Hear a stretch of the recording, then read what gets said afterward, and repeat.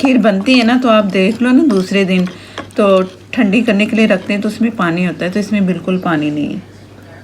बहुत ही अच्छी मज़ेदार सी खोए जैसा मैंने इसमें कुछ भी नहीं ऐसा डाला और इंतहाई लजीज भी होगी इंशाल्लाह। बिस्मिल्लाहिर्रहमानिर्रहीम, अस्सलाम वालेकुम। आज बनाएंगे खीर, वो भी बिना खोए के।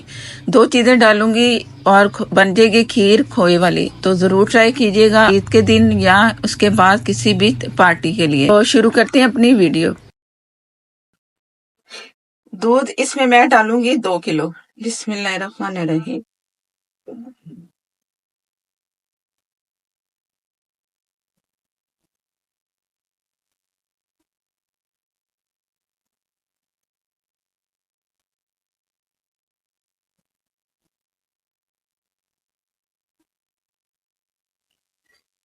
चावल ये मैंने 1/4 कप, इन्हें मैंने भिगो दिया तकरीबन 1 से 1.5 घंटा। ये भीगे हुए और ये छोटे चावल हैं जो टूटे हुए होते हैं।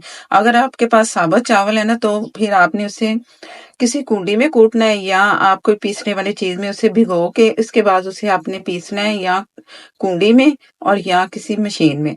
मैंने इसे भिगोया ना तो इसके बाद 1.5-2 घंटे के बाद हाथों से इसे मैंने मसल मसल के तोड़ के बहुत छोटे छोटे पीसेस में इसे कर लिया। ये मैं आपको दिखाती हूँ।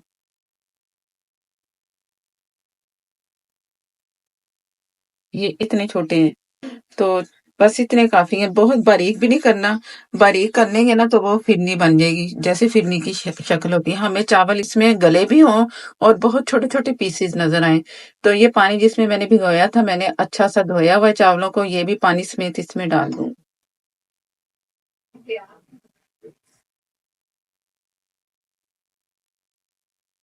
अब मैंने चूल्हा चला देना है और इससे तेज आंच पे पहले पकने के लिए छोड़ना है और मैं चम्मच चलाती रहूंगी ताकि चावल नीचे ना लगे।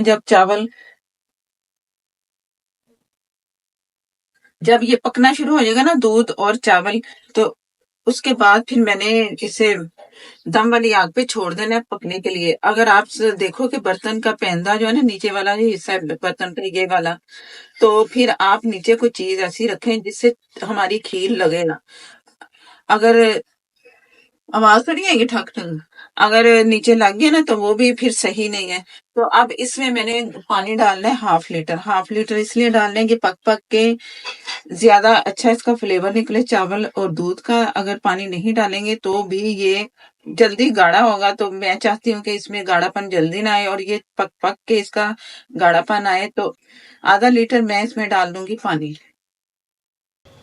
ये इसमें गया 1/2 लीटर पानी। अब मैंने थोड़ी थोड़ी देर के बाद चम्मच चलाते रहना है और इसको देखते रहना है कि लग तो नहीं रहा। अगर ये लगेगा ना तो फिर मैं इसके नीचे तवा रख दूंगी या कोई ऐसी भारी चीज जो आपके पास है दम देने वाली, तो आप वो भी रख सकते हैं। इस चीज का आपने एहतियात करना है। तो मैं इसे पकने के लिए छोड़ रही हूँ। मैंने ऑयल लिया 2 टेबल स्पून। अगर आप देसी घी डालना चाहें देसी घी डाल सकते हैं, अगर आप मक्खन डालना चाहें तो मक्खन भी डाल सकते हैं। बिस्मिल्लाहिर्रहमानिर्रहीम। ये गाजरें मैंने ली है 500 ग्राम के करीब और इन्हें मैंने कद्दूकस कर लिया है। बिस्मिल्लाहिर्रहमानिर्रहीम।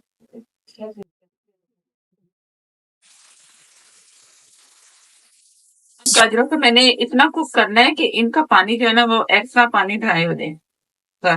तो जैसे ये पानी का ड्राई होता है तो मैं आपको दिखाती हूँ।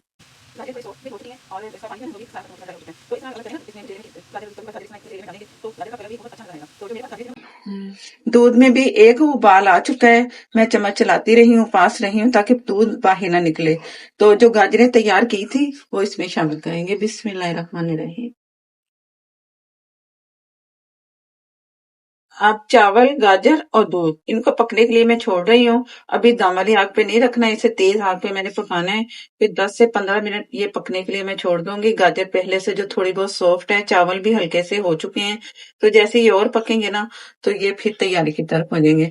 तो इसे मैंने ढकना है, इस तरह ढक देंगे। इस तरह पूरा ढक्कन इस तरह नहीं आपने लगाना, इस तरह रखना है। इस तरह रखेंगे तो उबाल आएगा तो बाहर नहीं आएगा, क्योंकि इस वक्त आग मैंने तेज की हुई है। तो इसे मैं पकने के लिए छोड़ रही हूँ। बिस्मिल्लाहिर्रहमानिर्रहीम। ये मैं आपको 15 मिनट के बाद दिखा रही हूँ और मैंने पहले फुल फ्लेम पे इसे पकने के लिए छोड़ा है 4 से 5 मिनट। उसके बाद मैंने मीडियम से कम फ्लेम पे इसे पकने के लिए छोड़ दिया था। अब इसमें डालेंगे चीनी। चीनी मैं ले रही हूँ 1 कप से कम, आप अपनी मर्जी से कम ज्यादा कर सकते हो। बिस्मिल्लाहिर्रहमानिर्रहीम। अब इतना टाइम इसे लगना है उसमें चीनी को और ये सारी चीजें को पकने में। तो जैसे ये इसमें गाढ़ापन आएगा तो फिर मैं आपको दिखाती हूँ कि आगे क्या करने वाले हैं। और ये बड़ी जल्दी जल्दी खीर बनने वाली है। जो चावल मैंने हाथों से तोड़े हैं, आप मशीन से पीसोगे तो जरा कोशिश करना कि इतने कि आपको अब चावल का दाना नजर आ रहा होगा। तो ये फूल के इतने हो चुके हैं। तो इतना होना तो इसमें गजरेले में मजा आता है। तो फिर बहुत बारीक नहीं पीसना बस। अब इसे मैं दोबारा से मीडियम से कम फ्लेम पे पकने के लिए इस तरह ढक के छोड़ रही हूँ। खीर हमारी माशाल्लाह से तैयार है। और इसमें खोया भी ना डाले, मिल्क भी ना डाले, कुछ भी नहीं डाले। ये इतनी मजे की और इतनी गाढ़ी और खोए वाला जायका इसमें आएगा इंशाल्लाह। बहुत मजे की खीर तैयार कर दी है। तो अब इसे डिश आउट करते हैं।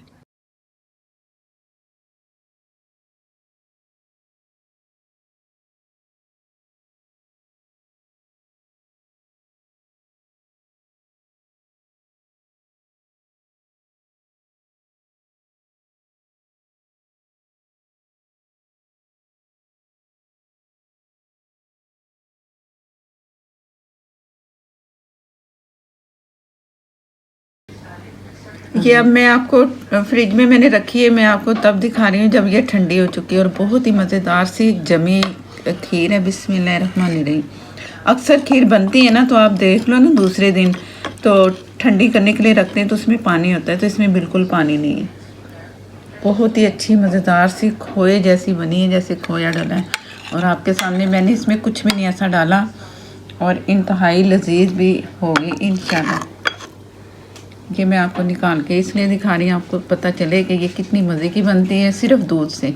आप ईद वाले दिन ये ट्राई करो, रात को बना के रखो और सुबह फिर ये थोड़ा सा ऊपर से ये करके उतार लिया और घर वालों को खिलाएं। सुबह के टाइम सेवइयाँ भी बनानी है वो भी बनाएं, या दूसरे दिन बनाएं, या ईद मिलन पार्टी जैसे करते हैं, ईद पे पार्टी होती है तो आप उसमें भी बनाएं और इंजॉय करेंगे। चैनल पर नए हैं तो प्लीज़ मुझे सपोर्ट करने के लिए चैनल को कर लें सब्सक्राइब, साथ में जो बेल ज़रूर प्रेस कीजिएगा, उसी से ही आपको नोटिफिकेशन मिलेगा। और रमज़ान के मुतालिक आपको बहुत सारी इन्फॉर्मेशन और वीडियो बहुत ही अच्छी मज़ेदार सी मिलेंगी। बहुत ही मज़ेदार सा ये नवाला। नेक्स्ट वीडियो तक के लिए मुझे दें इजाज़त। अल्लाह हाफ़िज़।